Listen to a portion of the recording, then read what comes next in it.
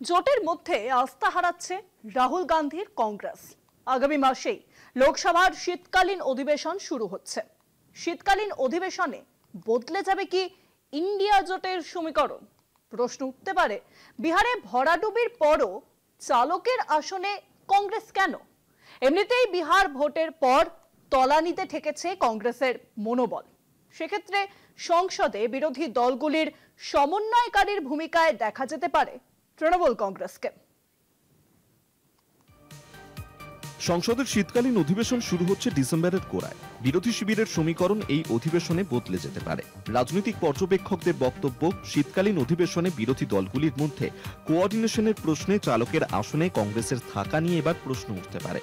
বিহারে কংগ্রেসের বিপুল পরাজয়ের পর ইন্ডিয়া শিবিরের অনেক দলই খোলাখুলি মনে করছে কংগ্রেস কার্যত আঞ্চলিক দলই হয়ে গিয়েছে।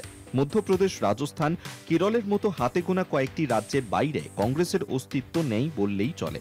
তাই যেসব রাজ্যে যে আঞ্চলিক বিরোধী দল শক্তিশালী, নির্বাচনে সেই আঞ্চলিক দলের সঙ্গে আসন নিয়ে আর দর কষাকষি করা উচিত নয় কংগ্রেসের।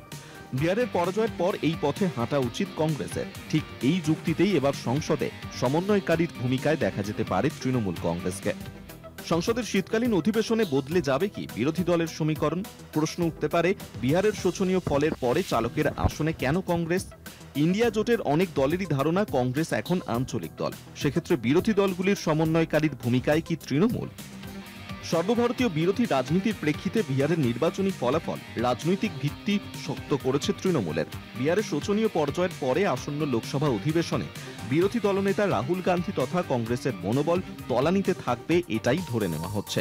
সেই রকম ঘটনা ঘটলে স্বাভাবিকভাবেই সক্রিয় হবে তৃণমূল।